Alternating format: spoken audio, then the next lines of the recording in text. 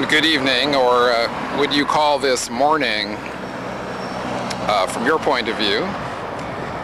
And welcome to number 10 in a series of years devoted to this case, the homicide case of one Kurt Donald Cobain, a recently arrived resident of Seattle in 1994, having purchased a home only a few months previously, when his body was discovered by someone who called the authorities, that electrician guy, at approximately 9 a.m. on April 8th, 1994. And as we've been saying for some time, April 8th really should be the grunge day the music died, or let's just call it the day the grunge music died, at least from its leading practitioner, because, you know, April 8th is the day that it hit the news. Although, of course, as many of you will know, there's this considerable controversy about which date to observe. That is, do you observe the 8th, the day the world learned of Cobain's death, or do you observe the 5th, which would be, of course, the anniversary of today? This is April 5th, 2003, of course. Although you're seeing it this just a few moments after the passing of midnight, of course. April 5th being the date that has been ascribed as the death date by the King County Medical Examiner, merely for the purposes of ascribing some date, however erroneous, to the fact of the expiration of the life. And that is to say, as some of you may recall, I've pointed out that when I asked Hartshorn, the guy that signed the death certificate for the King County Medical Examiner, that the 5th is not necessarily, was not in 94 held to be by all the time of the passing of the life, or expiration, to use the more legalistic term. Hartshorn countered, oh, well, you know, we're not fixed on the 5th necessarily as the actual time of date, its time of death. It is the factual time of death, because we had to put something in that little box on the death certificate. However, we're perfectly willing to acknowledge that perhaps the death occurred as much as 24 hours or more before the 5th, or 24 or more hours after the 5th, which is pretty much an overt admission that we don't know when Cobain died, according to the medical examiner. And of course, this became particularly noteworthy as a controversy because of the Chucky Cross book, and not only the Chucky Cross book, which includes Hartshorn making such a statement in its pages, but also, of course, the 1 AD cover story for his very own tabloid, the Rocket, that Chucky published in 1995, which starts out with, you know, a sentence that states, on April 5th, 1994, you know who took a shotgun and did you know what. No doubt about it, that's when it happened, April 5th. Full stop. And of course, this led to a relatively famous incident at the Elliott Bay Books, in which I questioned Chucky about that, and of course he had no coherent answer. Although, of course, this is probably what prompted him to include the Hartshorn material that he apparently got directly from Hartshorn in the packaged properly and eaten up to the tune of making it to the New York Times bestseller list, Heavier Than Heaven, that was published, of course, last year. Or has it been, was it actually late in 2001? I think it was. So, there is this controversy about which date to observe, and of course, we're all on the side of giving it to the 8th, just to make that clear. Although it's not matters of controversy such as that we primarily concern ourselves with on this television series, is it?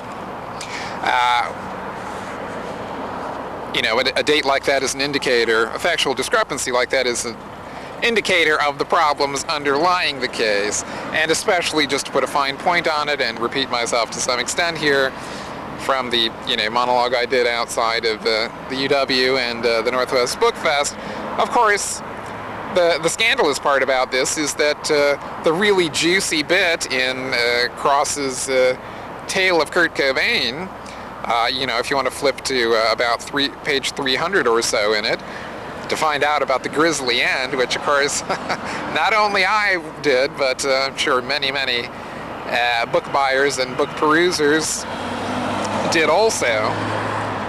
What you'll find is this extremely detailed account of how it all ended at precisely what time, with, as you'll recall, the light from MTV illuminating the room and all of that, as he scrawled out the note.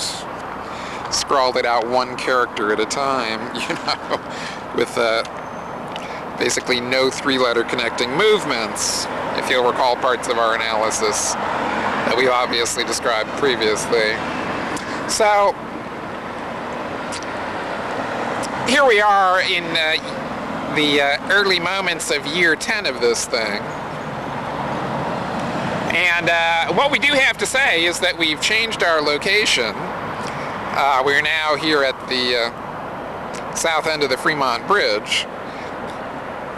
And we're positioning ourselves in front of this here joint. And not merely as a matter of a questioning of the trivial aspects of factual accuracy in this case. We've positioned ourselves in this somewhat heavily trafficked spot. I'm sure you're aware of that because of the motor noise. For the purposes of getting into, as we will, tonight and in the coming weeks, one of the bigger revelations, let's just call it the biggest revelation in this thing, in many a moon. That is, just when you thought it was safe to go back into the water, Courtney, you'll find that there is now, as of tonight's program, and particularly once we spell this out in greater detail, there is now more reason for anyone, including those Courtney's trying to network with in the entertainment industry, there's now more reason for all of these people involved in the situation to have greater and greater doubt about the wisdom of getting within spitting distance of the Wicked Wit herself, which of course is essential in the type of Hollywood networking that she does and has done with some success. Let's just call it some limited success. But we can say without reservation that the latest revelations to come forward are the sort of thing that, in the vernacular of this case, as it has been for quite some time, this is an aspect that stands a good chance of blowing your head clean off. that is blowing the top off of this thing as a news story. And, you know, if we don't reach national prominence as a reporter in the next fortnight over this story, I won't be surprised. However, even in this very moment, we're stepping into that thing called rock and roll history, because this newest aspect of the case, added to particularly the revelations of 1994 about, you know, the fake autopsy and all of that. Can't forget that all-important aspect of the case, that the whole autopsy was a fraud. Always important to bear in mind. But on top of that, and certainly in the context of all that has occurred between 94 and 03, this thing's going to heat up considerably. And I should point out that the main thing we'd like to do this evening is to, or in fact at 11:30 in the morning, Saturday morning as this is being taped, just for your information, is to cover the unfinished business from, you know, our last monologue. As some of you may recall, we got into this lengthy exploration of the Timmy Apples cover story, The Soul o' Cobain, which was this item. And with the various digressions about my previous association with the Seattle Comma Weekly and everything else that my cranium seemed to veer off and cover in our sometimes digressive style. This went on for, you know, 6 or 7 weeks, and 7 weeks I think was the grand total. And basically a successful experiment. The sidewalk monologue thing, for those of you who are writing the history of this thing in your heads, actually sort of began by accident when I went to pick up a copy of the so-called Kurt Cobain journals, and found that I was being cited in the world's greatest music news weekly, NME, the New Musical Express out of London, as the principal critic of the journals, citing that I was saying that it was a forgery, similar to the forgery that was rather successfully pulled off, despite its limited technical accomplishment in '94, with that fake suicide note. So,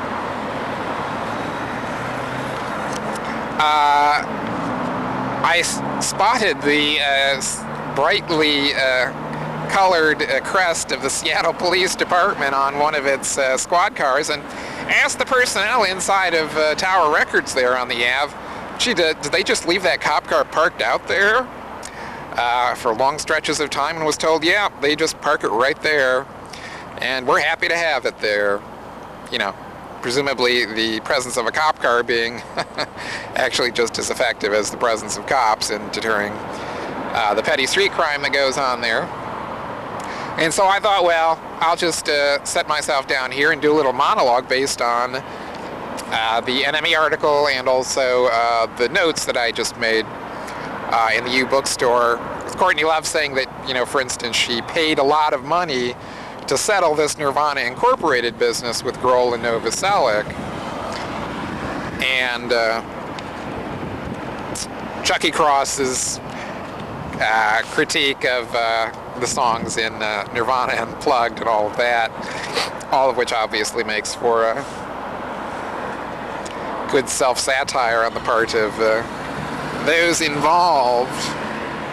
So, the business that we'd like to take care of from last season, just to finish off, is the business of the Timmy Apples emails.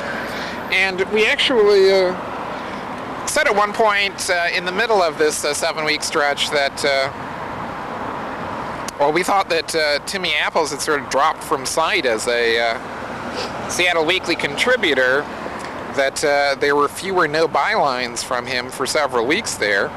And I speculated that, perhaps the fact of these broadcasts had caused a rift between Skippy, the editor, who had disappeared from sight after having been the editor who, essentially dismissed me from associating with the Seattle Comma Weekly over the Cobain business in '94, and Timmy Apples, who, like Skippy, rejoined the paper only a few months ago, thinking that, perhaps Skippy had not been fully forthcoming with Timmy about the mess that he was about to step into, because I can just bet that Skippy didn't tell Timmy, by the way, you're not only stepping into the biggest homicide case controversy in some way by writing about Cobain, but also you're stepping into my own personal nonsense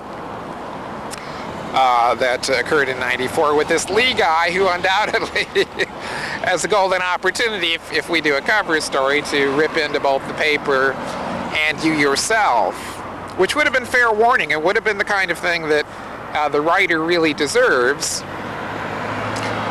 And, even a writer of limited, long-term but limited accomplishments like Timmy Apples, whose actual claims to fame are, being what he himself calls the grunge reporter for Entertainment Weekly, which only amounted to a few articles as far as I can tell, and also having been the co-author of the official guide to Ally McBeal, which is, as far as I can tell, the only tome out there that bears the Timmy Apples name. But still, fair warning should have been given to him that he was stepping into a big nasty business in a big way. And yet, strangely enough, as you'll see momentarily, Timmy was happy to engage in a series of emails with me, which I wouldn't say was a particularly wise move, because, at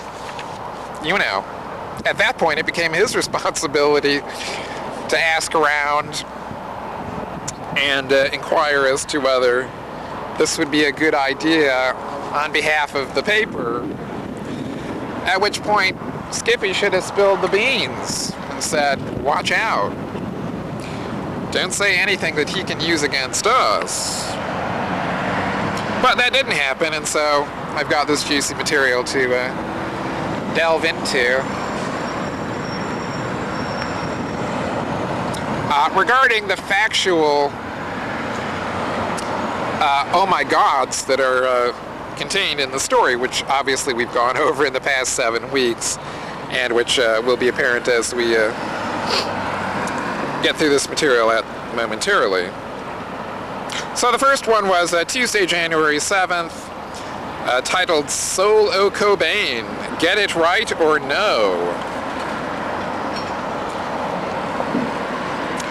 Tim Appello, Seattle Weekly. In 1992, you reported in Entertainment Weekly that Courtney Love and Kurt Cobain left a, quote, 5,000-word, 31-minute torrent of angry, obscene messages on the answering machine of writer Victoria Clark. 1 minute or so of this is heard in the 1998 film Kurt and Courtney, which included no description of how long the messages were in total, but has Ms. Clark saying she, quote, moved like 3,000 miles away as soon as she heard the messages. Seattle to Los Angeles is merely 1,200 or so miles, so she's off by a factor of about 3, right? Your recent Seattle Weekly cover story comments on this, saying that Cobain threatened his first biographer, Victoria Clark, with murder, and implicitly threatened me when I forced him, that is a quote, obviously, quote, threatened his first biographer, Victoria Clark, with murder, and implicitly threatened me when I forced him to admit that he had threatened her. So just two quick questions. Given Ms. Clark's apparent laxity in making estimations, how do you know that 5,000 words in 31 minutes is actually correct? I mean, you never say you've heard the whole tape, so I assume you took her word for it, right? And number two, what do you mean I forced him to admit? Your interview, as seen in Entertainment Weekly, only has Cobain apparently talking in the background with no statements transcribed. So are you saying that he admitted this through Courtney Love, who never actually says, yes, that's Kurt's voice on the message tape, or what? Thank you in advance for a timely response. And a brief reply from Apello. Also on January 7th, I have the tape. I have had many conversations, not all of them published. I assure you it is abundantly confirmed that that's his voice on the machine tape and hers. Abundantly confirmed, when in fact, as I think I've mentioned before, Danny Goldberg, the talent manager for Nirvana, and their lawyer, one of their lawyers, denied that it was his voice.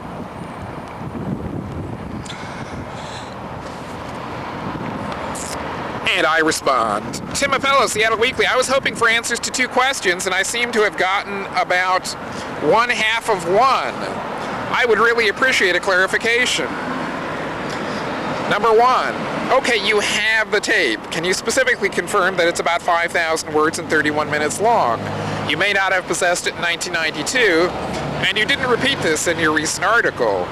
It's hard to believe that they would be able to keep up that level of venom for so long, especially to a writer they didn't want writing about them. Heck, that's 10 to 20% of a paperback. You didn't seem to respond to question number two, which leads me to believe that my analysis is correct. That your assertion that you, quote, forced him to admit is basically an interpretation that since you were the first reporter in with a call, the eventual apparent admissions are something you can take credit for, and you know, hey, Courtney Love admitted for him since she offered no denial. So, Mr. Kurt Cobain made no such admission directly to you, right? Thanks again for a timely response. From Tim Apello, using my subject line, Soul O Cobain, what? From January 8th, I had the tape then too. Lots of people did. I'd have to go check, but 5K and a half hours sounds right. You might want to check a transcript of the tape published in, I think it was NME or Melody Maker at the time. I remember thinking it looked accurate, though again, I'd have to go back and consult the tape. If you find it hard to believe they could keep up that level of venom for 31 minutes, you don't understand them. What do you mean, especially to a writer they didn't want writing about them? Who else would they feel venomous about? He got the book killed by threatening to commit suicide if it was published, a mogul pal of his claimed in a magazine interview. The mogul made the call to another mogul that killed the book, which was utterly harmless. I have the innocuous manuscript. As for two, I'd have to go back and check. They did this duet thing where she was on the phone mostly and he was railing mostly in the background, though he did growl at me directly too. His admission was direct to me. Something very like this, quote, "It was us, duh," end quote. His comments in Come As You Are explain his point of view as I recall. And it's true that the comments in Come As You Are come across as an admission, but that he made the call, but that's certainly open to question without the principal witness around. That is Cobain himself.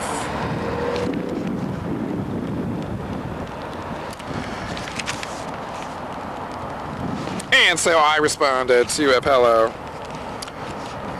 also then,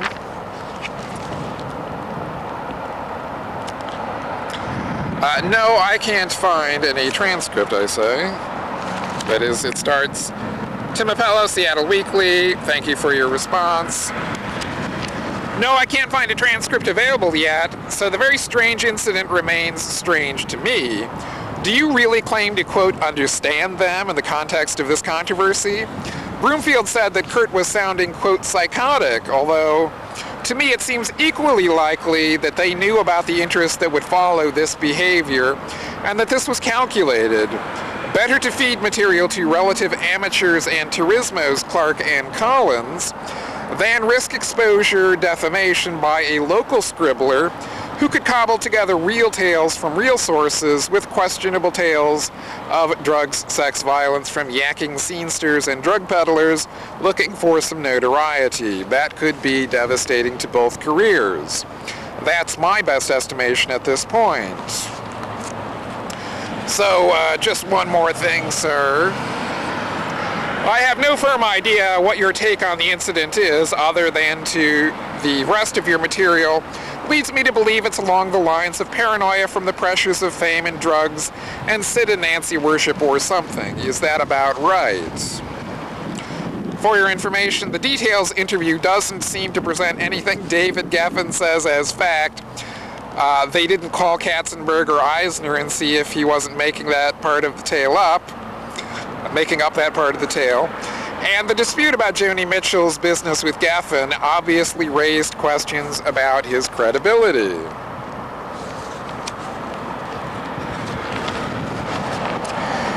And a response from Appello. Solo Cobain, just one more thing. January 9th. The transcript was at the bottom of the page in one of those Brit papers, and I could transcribe it again, but I don't have the time. It sounds like junior high kids high on Strawberry Hill being mean and scarily obscene to the uncool kids. Cobain told Azerrad he wasn't really trying to have the girls killed. He just wanted to scare them into thinking so to make them kill their book. Very much like Nixon's strategy of trying to make the commies think he was crazy enough to go nuclear. He wasn't psychotic, just upset, as I explained to Broomfield, who thanked me for setting him straight but made a few goofs. Still, I'm glad Courtney couldn't kill his film, and I don't mind that my interview wound up on the cutting room floor. I think the Cobains, unable to refute Vanity Fair's damaging tape, struck out at anyone they could strike out at, including me, except Courtney kept calling me all the time because I was more likely to be fair than some, and she just loved publicity. Once I was working on 3 stories unrelated to her, and Courtney called with inside skinny on all 3. Kurt and Courtney made it clear that Collins and Clark became targets because they interviewed the Vanity Fair author. In fact, Clark and Collins' manuscript is toothless and nothing like the Vanity Fair piece. But Kurt and Courtney didn't know that, and anyhow their idea was the best defense is a punk offense. I think the main thing they feared was getting busted for drugs and having their baby taken away for good. That doesn't justify threatening people and hypocritically espousing free speech while spiking it. They supported free speech by them, not about them. There's no way they fed anything to Collins and Clark. I remember seeing the girls at Seattle clubs interviewing people, and I got a call from a Cobain relative they'd interviewed, and after I'd interviewed her, angrily criticizing Collins and Clark and demanding that I not print her on-the-record remarks either.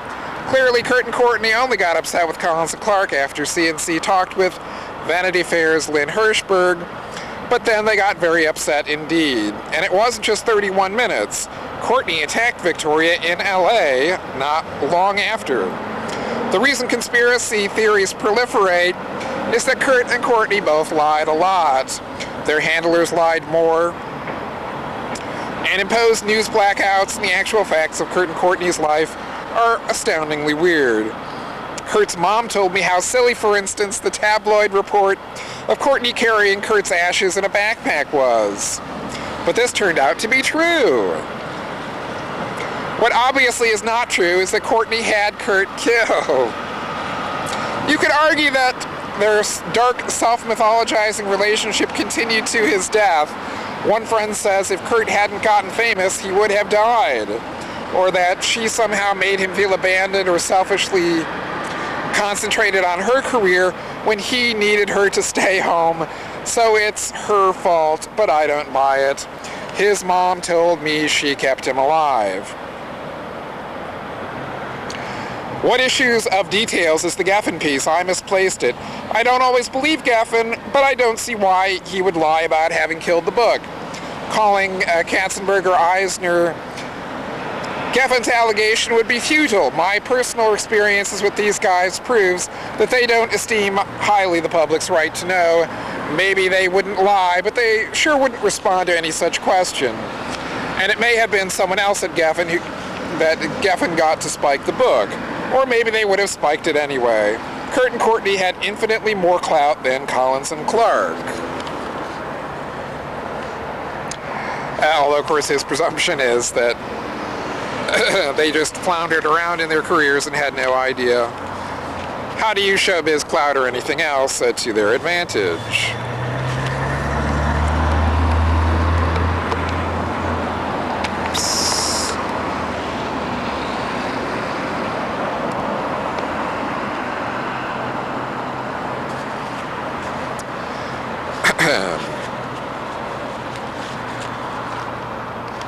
And so that's Timmy's best effort at delivering a response to, in a mythologizing way, about the great epic tale of Kurt and Courtney. And here is how a more analytical personality rips it apart. So from me to Seattle Weekly. January 10th, subject line, Solo Cobain, Rock on Dead Booty Pirate, The Black Widow Sings. Tim Appello, Seattle Weekly. Look, man, I appreciate like all hell that you took a few minutes to fire off answers several times, but I don't want you to get the idea that with my Columbo-like courtesy, that I'm not hostile to your general approach, because I am. Your last one was basically one fat paragraph, so let me run through some of the statements therein. Number one, like junior high kids high on Strawberry Hill. Okay, I never wrote a Skag in Tinseltown EW cover story, which he did. High in Hollywood. In fact, it was pictured on a program on the Bravo network last night. Was it Bravo or the E channel? They did an hour on. In fact, they're doing 5 hours of The Price of Fame this week, and they used that picture, a picture of his cover story in EW, which includes Courtney Love in the ambulance in Rome, with Kurt flat out on the cover. Okay, I never wrote a Skag in Tinseltown EW cover story, so I don't know what that is, Strawberry Hill, but the, quote, like kids high stands out. 2, Kurt told Michael Azerrad he wasn't, quote, trying to have the girls killed. Oh, what a relief.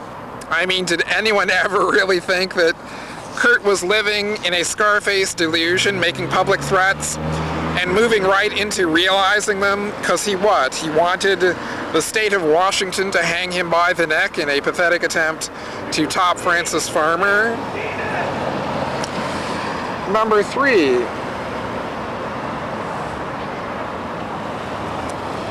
There's a funeral going on and someone's screaming violently.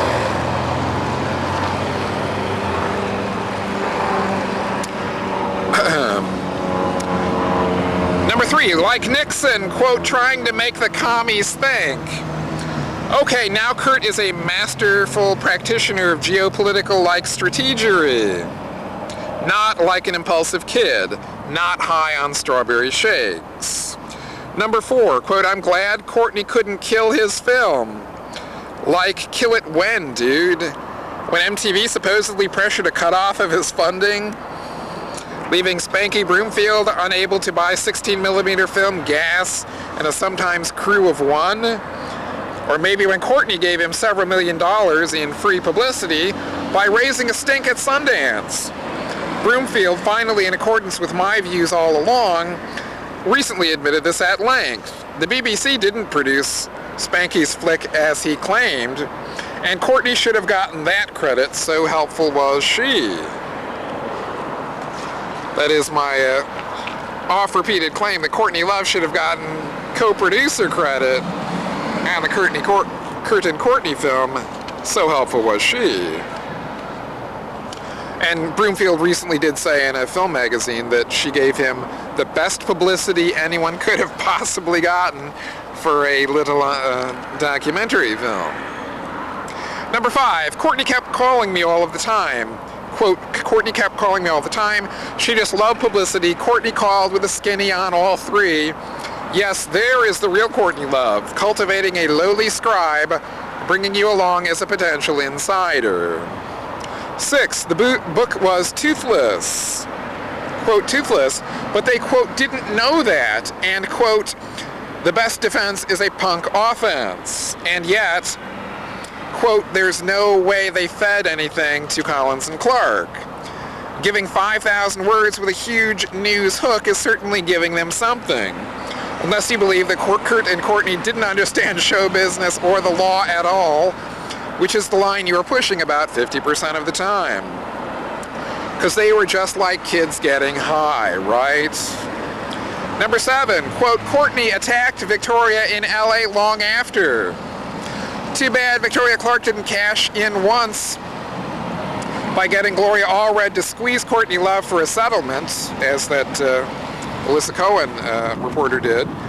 Then cash in again with a publicity boost that might have actually made their book worth paper and ink.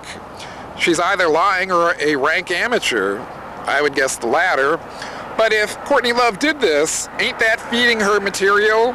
Unless she's merely on a years-long impulse against Victoria Clark.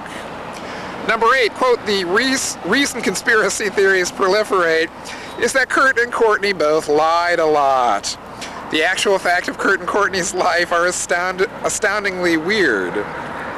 So there is one reason only that so-called conspiracy theories are widely held, and that's because Courtney confidants and entertainment writers like you have failed to concoct a storyline that millions of teenagers and bright toddlers wouldn't hiss at. So Oswald was really a pinko loner, Cobain was simply self-destructive, and Courtney Love is a bold, self-assured, self-made woman. Life is really simple, that simple, right? 9, Kurt's mom gave you bad info on the ashes, quote, but this turned out to be true. What is obviously not true is that Courtney had Kurt killed. What's obvious is that you throw out a statement like that as if you have to stick it in somewhere, because you sure wouldn't want Courtney Love or the drummer or the bass player to hear that my correspondence with you included any note of sympathy for the devil that hounds them, the perception that they are not so innocent as they pretend to be. You make no statement whatsoever to support your assertion, and in your Seattle Weekly story you say that because the nanny was a soft-brained coke addict, this proves he was not a, quote, conspirator, and that the, quote, reality is that there was no conspiracy. Yo, Timmy Apples, what the hell is that even supposed to mean? And how did Spanky Broomfield ever pass on keeping that kind of gold in his flick? Number 10, quote, his mom told me she, Courtney Love, kept him alive. Yeah, and Courtney's been keeping her alive since '94, when she told this to you and the mailman and everyone else. But she seems to have lied about the ashes story, so you gotta wonder. But you don't have to wonder, cause you're from the cash-rich and ethically poor world of entertainment journalism, the lowest depths of which are in, you know, rock journalism. Dude, you talk in terms of solid fact about a guy who did a, italics here, rockumentary, exclamation point. I mean, do they still show these as midnight movies on the weekends in the suburbs at the, italics again, mall? I bet they do. I don't care who the gay actors are or if Halle Berry got bird crap in her eye on the set of the Bond film, or what went on between Eminem and his ex.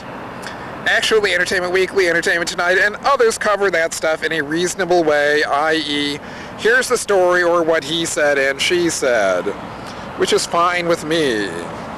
But what you and others are doing with the Kurt and Courtney tale is trying to get a small piece of the action by sculpting fake facts to suit the tastes of a handful of players who are struggling for $1 billion booty, the $1 billion booty of Cobain's corpse.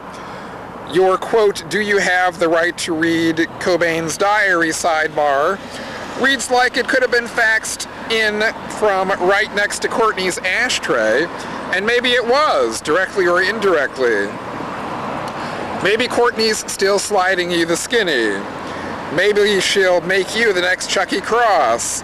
When Kurt Cobain Journals Volume 2 is ready for release, she'll lay the next batch of suicide notes on you, Timmy Apples, right after the ink is dry. P.S. The Geffen interview was in the 1996 Details Summer Music issue and was conducted by the editor-in-chief, who might very well prompt a response by Eisner that would raise doubts as to Geff's tale. You know, like Mr. Eisner would like to state that he has no recollection of such a conversation with Mr. Geffen.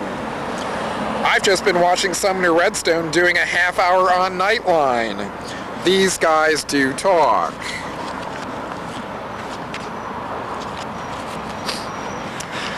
And now his response, which I did actually touch on previously, at least briefly.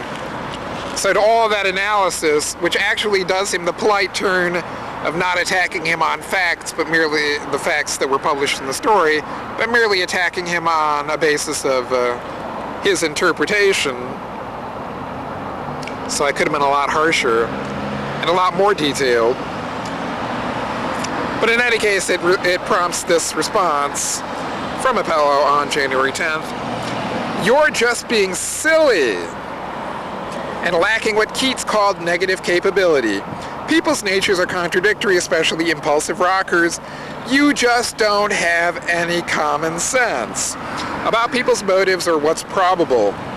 Obviously, they gave the girls, Collins and Clark, publicity in threatening them. But what good did publicity do them when their book was killed and they were too terrified to write about Kurt and Courtney at all? You jump to nutty conclusions and ignore anything that doesn't suit you. Like those cats raised in rooms with horizontal stripes who walk right into vertical bars because their eyes can't see them. Courtney didn't lie about the Ashes story as far as I know. Her mother-in-law didn't either, exactly. She mentioned the Ashes story was weird, and then it turned out to be true. I actually refused to go for a large book contract. Not because I was afraid of Courtney or pals with her, which I never was, because I didn't think it would be interesting to follow her antics, and I was afraid she would die, and I was weary of the misery. As a rule, journalists don't make big bucks. Although he actually had a story a few weeks ago about the $3 million house he was interested in buying. No lie. In the Weekly. As a rule, journalists don't make big bucks. There's much of value in Broomfield's documentary, the interviews with the aunt, Miranda Cobain, Carlson, the teacher, and even Silly Roz. Broomfield certainly didn't make much on the flick. I'll bet you Broomfield's looking at $3 million houses too. That was obviously a success for him. Stop sculpting facts and lay off the Strawberry Hill. So he just comes up with this catty sort of faux gay response, like, I'm just an entertainment reporter. I think of things in terms of nutty conclusions and people who don't have any common sense and the girls and people being silly, you know. So in other words, in response to my close and careful analysis, he basically offers absolutely nothing. And then he actually emails me again. Noticed your PS. If I had that issue in hand about Details magazine, I'd probably be in Nick's flick. I don't care about not being in. It just would have been good to have reference to Details' Geffen anecdote as the clearest proof that Kurt was hypocritically opposed to all censorship, except when he was practicing it himself. So all that back and forth about David Geffen, and still, like, the only response he wants to offer as far as facts is to once again reiterate this completely outrageous story that Geffen told Details about Kurt calling him up and saying, David Geffen, you who I've never been photographed with ever in my life, you know, who owns the record label that I'm on, I want to have our only conversation in the history of this relationship, the only conversation apparently, and I'm going to tell you that I'm going to commit suicide if these bimbos put out this book. Yeah, that's real plausible.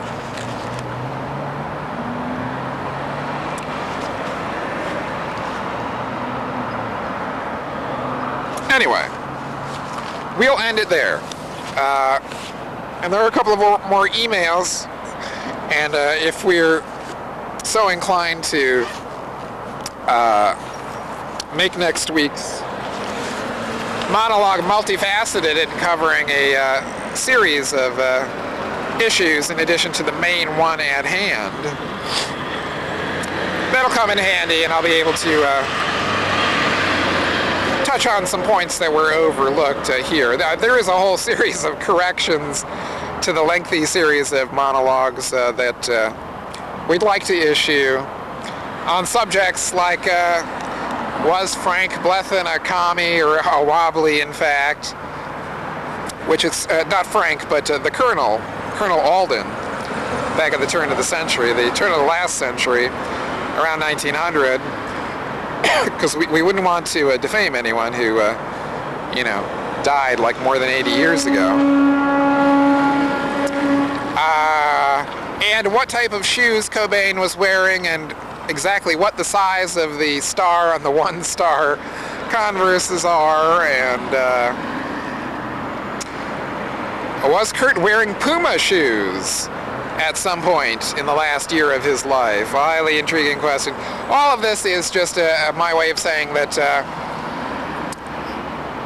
you know, the last 7 or 8 editions, or this may be number 9 now, of extemporaneous monologues with extensive notes have worked fairly well.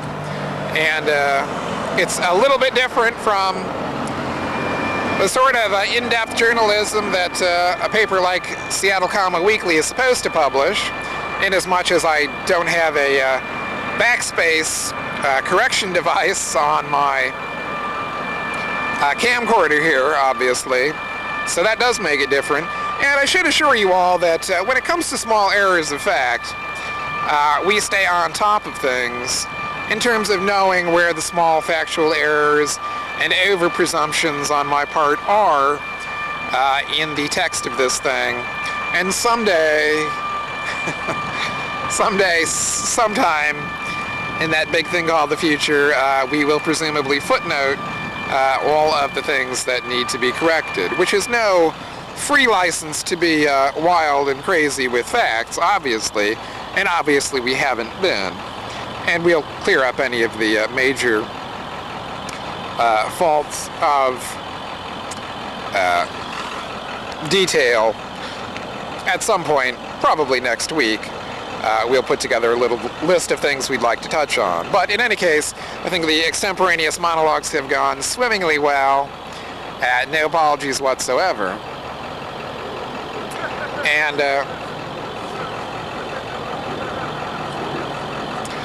right, you know, the Geff is on TV even now. As actually, they did I think they did 90 minutes on PBS on Joni Mitchell as in the American Masters series, and that's ending even as we speak. It's in its last minutes, so you won't see Geff if you switch over to Channel 9. But if they re-air it, which they're kind of stingy about their re-airs, but it was on earlier this week, and the Geff is actually seen in the American Masters treatment of Joni Mitchell, and it's awfully interesting to see the Geff, because I swear this guy has like not been photographed. This guy is doing a major Howard Hughes thing and has not been photographed, to my knowledge, probably since showing up at the Rent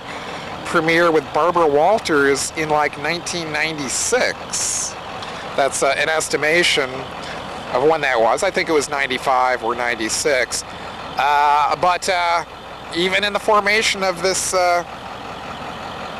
after the formation of the DreamWorks Corporation, he has dropped from sight, and presumably a lot of this has to do with Spielberg insisting that because of the controversies around Geffen's career, including the one that developed in the year prior to the formation of DreamWorks, the whole corporation would be better off with Geffen out there in name only, or in fact in initial only, if you really consider the name of the corporation SKG DreamWorks, which they dropped the SKG for Spielberg, Katzenberg, and Geffen.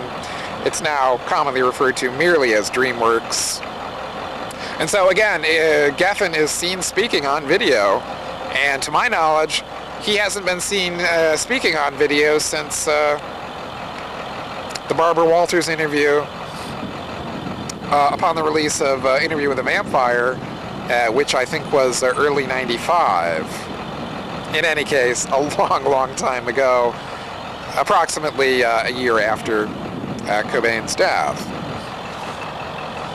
Right, and so in the concluding minutes, what am I doing here in this particular space at this particular time? What the hell was that all about?